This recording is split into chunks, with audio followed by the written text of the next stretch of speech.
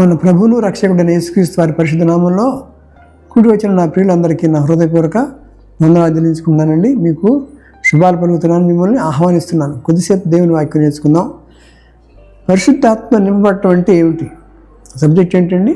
పరిశుద్ధాత్మతో నింపబడటం అంటే చాలామంది అంటారు, అమ్మో మనం అంత భక్తులు ఏది మనకి, ఆ పాస్టర్లు దైవజనులు ఉన్నారు, వాళ్ళు పెద్ద పెద్ద గొప్ప జనులు, దేవుడితో సమానం అని చెప్పేసి మనం అనుకుంటుంటారు. అదంతా కరెక్ట్ కాదండి. పరిశుద్ధాత్మ నింపబడటం అంటే ఏంటంటే, ఇంకొక మంచి మాట చూపిస్తుంది. 2 కొరింథీ పత్రికలో 3:17 160 పేజీలో ఉంది. అక్కడ చిన్న మాట ఉంది, మనం పట్టించుకోం. అక్కడ 2 కొరింథీ 3:17 ఇక్కడ ఏం రాసిందంటే, ప్రభువే ఆత్మ అని చెప్పి రాశాడు.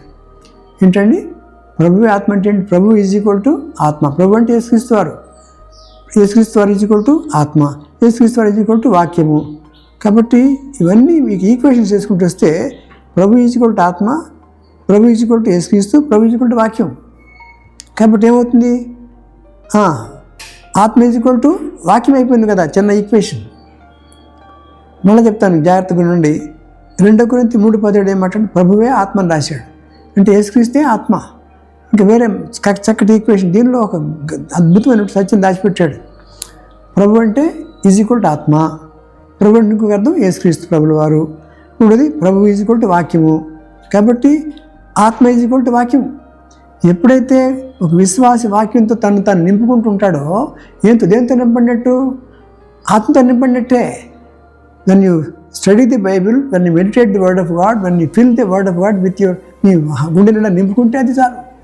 ఇర్మియా అంటాడు 15:16 640 పేజీలో ఉందండి. ఇర్మియా గ్రంథంలో 15:16 మాట అంటాడు, నీ మాటలు నాకు దొరకగా నేను వాటిని భుజించి తిని, సైన్యములకు అధిపతికి యెహోవా దేవా, నీ పేరు నాకు పెట్టబడిన కనుక నీ మాటలు నాకు సంతోషమును, నా హృదయమునకు ఆనందమును కలుగజేసి అని మాట్లాడతాడు.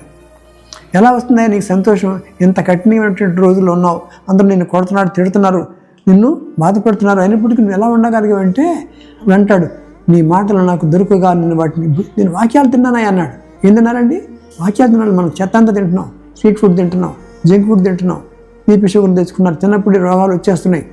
అది పిజ్జాలు, బర్గర్లు, తర్వాత ఐస్ క్రీములు, రకరకాలుగా బిర్యానీలు, దమ్ బిర్యానీ, వైటాబిటీ బిర్యానీ, ప్యారడైజ్ బిర్యానీ, ఎన్నో కుండ బిర్యానీ అంటే ఎన్ని తింటున్నారు, కానీ రోగాలు తెచ్చుకుంటున్నారు. చిన్నప్పుడే బీపీలు షుగర్లు వస్తున్నాయి, హార్ట్ అటాక్లు వచ్చేస్తున్నాయి. పిల్లలు గమనించండి. కానీ తినాల్సింది తినట్లేదు, తినకూడదు తింటున్నావు.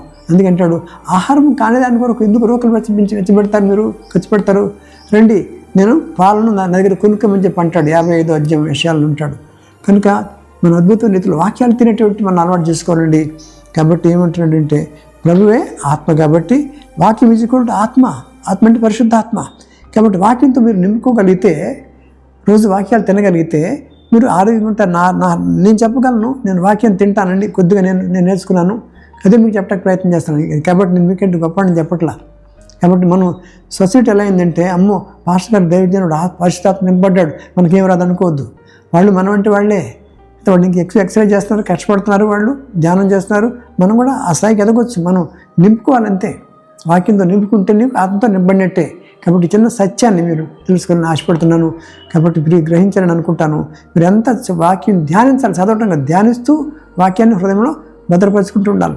అందుకని 15:7 మాట్లాడుతుంది యోహాను సువార్త, నా యందు మీరును మీ యందు నా మాటలను నిలిచి ఉండి నెడల మీకే దృష్టి అడగమని చెప్పి అంటాడు.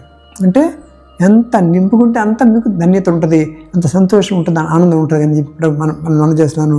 కాబట్టి ఏదో చెప్పి కంగారు పడకూడదు. అమ్మ పరిశుద్ధాత్మ వచ్చిందంటే మనకు లేదని చెప్పి అనుకోవాలి. మీరు when you fill your heart with the word of God, you will be filled with Holy Spirit. ఈ సత్యాన్ని నేర్చుకోవాల్సిన, గమనించాల్సిన, తెలుసుకోవాల్సిన మనం చేస్తూ నేను ఈ వాక్యాన్ని ముగిస్తున్నాను. దేవుడు మిమ్మల్ని దీవించుగాక. Thank you. God bless you.